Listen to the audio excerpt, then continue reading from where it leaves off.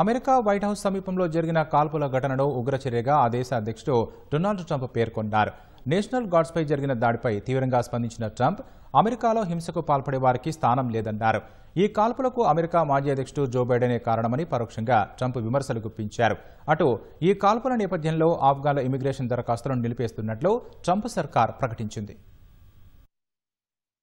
America అధ్యక్ష భవనం శ్వేతసౌధం సమీపంలో జరిగిన కాల్పుల ఘటనను ఆ దేశ అధ్యక్షుడు డొనాల్డ్ ట్రంప్ తీవ్రంగా ఖండించారు. వైట్ హౌస్ సమీపంలో నేషనల్ గార్డ్స్పై ఓ వ్యక్తి కాల్పులకు తెగబడిన ఘటనపై స్పందించిన ట్రంప్ అది ఒక దారుణమైన దాడి అని తెలిపారు. అది ఉగ్రవాద చర్య అని, ఇది అమెరికా మొత్తంపై జరిగిన దాడిగా ట్రంప్ అభివర్ణించారు. కాల్పుల అనంతరం దుండగుడిని అదుపులోకి తీసుకున్నట్లు చెప్పారు. నిందితుడు ఆఫ్ఘనిస్తాన్కు చెందినవాడిగా గుర్తించామని, అతడు జో బైడెన్ పాలన సమయంలో అమెరికాలోకి ప్రవేశించాడని ఆరోపించారు. బైడెన్ అధికారంలో ఉన్నప్పుడు ఆఫ్ఘాన్ నుంచి దేశంలోకి వచ్చిన వారందరినీ తిరిగి విచారించాల్సిన అవసరం ఉందన్నారు. శరణార్థులు తమ మనుగడకే ప్రమాదకరమని ట్రంప్ మండిపడ్డారు. కాల్పుల నేపథ్యంలో వాషింగ్టన్లో మరో 500 మంది నేషనల్ గార్డ్స్ను మోహరించాలని ఆదేశించినట్లు ట్రంప్ తెలిపారు. This heinous assault was an act of evil, an act of hatred, and an act of terror. It was a crime against our entire nation. It was a crime against humanity.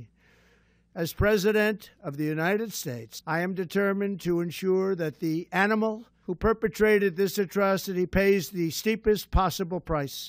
We're not going to put up with these kind of assaults on law and order by people who shouldn't even be in our country.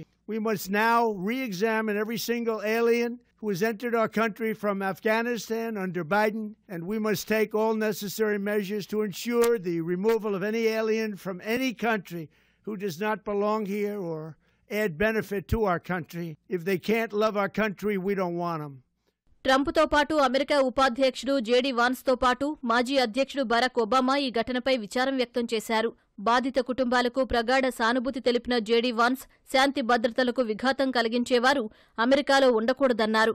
బాధితులు త్వరగా కోలుకోవాలని ప్రార్థించిన Obama అమెరికాలో హింసకు స్థానం లేదన్నారు. అటు ఆఫ్ఘన్ల immigration దరఖాస్తులను వెంటనే నిలిపివేస్తున్నట్లు US citizenship and immigration services ప్రకటించింది. ఇది వెంటనే అమల్లోకి వస్తుందని స్పష్టం చేసింది.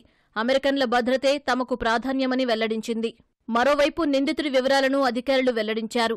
అతడి పేరు రెహ్మనుల్లా లఖన్వాల్గా పేర్కొన్నారు.